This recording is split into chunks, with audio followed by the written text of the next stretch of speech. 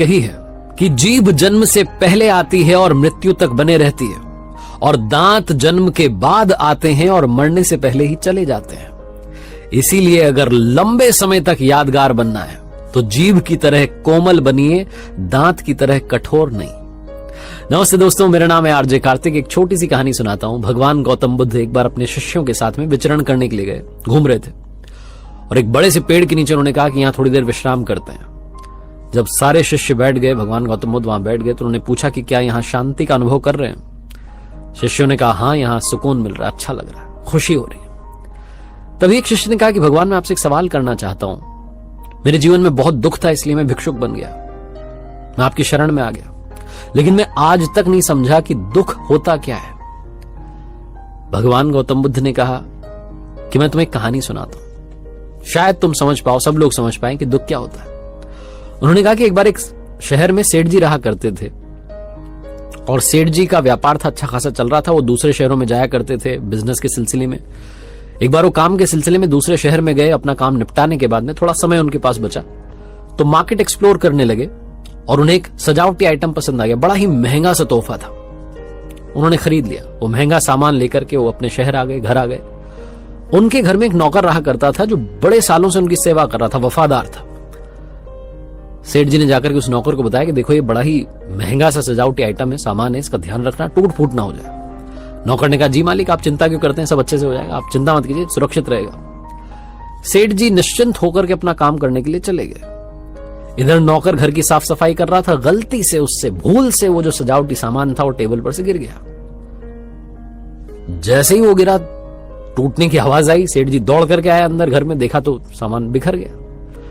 उनका दिमाग खराब हो गया, बहुत गुस्सा आ रहा था। लेकिन नौकर बड़ा वफादार था, तो नौकर को डांटे तो डांटे कैसे, क्या बोले उसको? तो सेठ जी ने कुछ नहीं बोला, अंदर ही अंदर गुस्सा करते रहे। सेठ जी ने शाम में बेमन से खाना खा लिया, जितना थोड़ा बहुत खा पाए। रात में सोने के लिए गए तो नींद नहीं आ रही। दिमाग में बार बार एक ही बात घूम रही कि इतना महंगा मैं तोहफा लेकर के आया था, इतना महंगा सामान लेकर के आया था, इसने तोड़ दिया।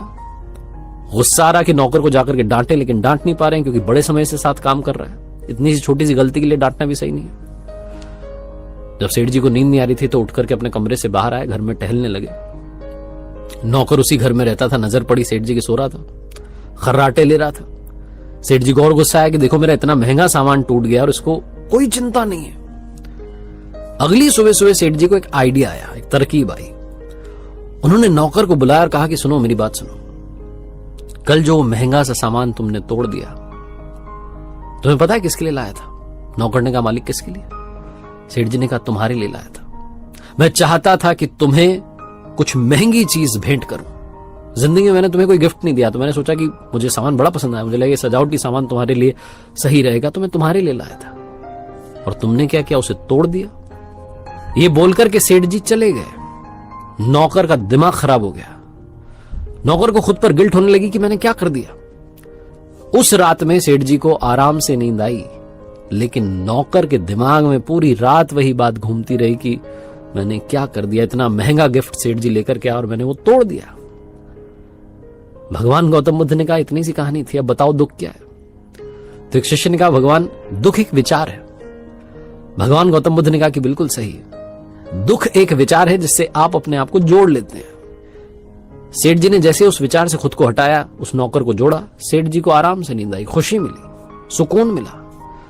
नौकर को जब तक ये पता नहीं था कि वो उसके लिए था, तब तक वो आराम से जी रहा था। जैसे ही उसे पता चला कि उसके लिए था, जैसे उसने उस विचार से खुद को जोड़ा, वो दुखी हो गया। दुख एक विचार है जिससे जोड़ लेंगे तो दुखी रहेंगे।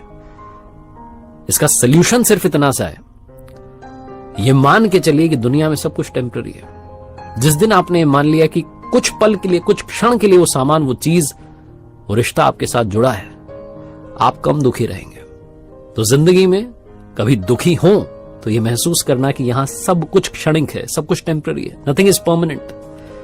परमानेंट आपकी सोल है, उसका ख्याल रखिए। एक बार फिर से कहूंगा जो अक्सर कहता हूं, ऊपर वाले के आशीर्वाद के साथ, अपनों के प्यार के साथ और अपनी सच्ची मेहनत के साथ कर दिखाओ जैसा कि दुनिया करना चाहे आपके जैसा।